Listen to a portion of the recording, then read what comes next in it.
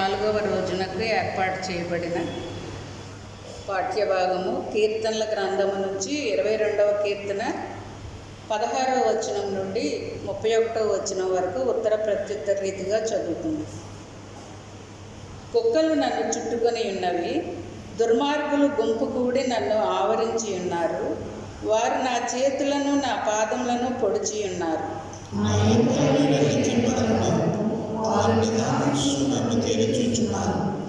నా వస్త్రములు వారు పంచుకొనుచున్నారు, నా అంగీ కొరకు చీట్లు వేయుచున్నారు.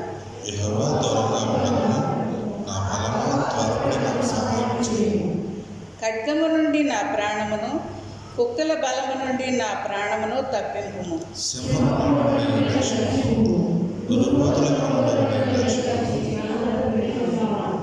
నీ నామమును నా సహోదరులకు ప్రచురపరచెదను, సమాజ మధ్యమున నిన్ను స్తుతించెదను.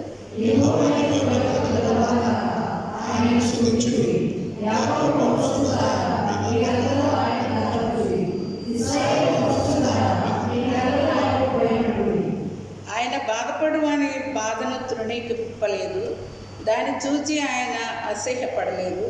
అతనికి తన ముఖమును దాచలేదు, వాడు ఆయనకు మొరపెట్టగా ఆయన ఆలకించిండు.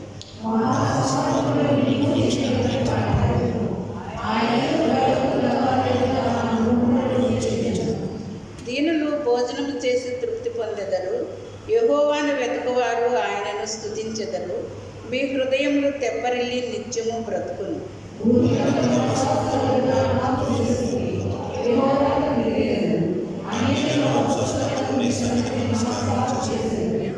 రాజ్యము యెహోవాదే, అన్యజనుల్లో ఏలువాడు ఆయనే.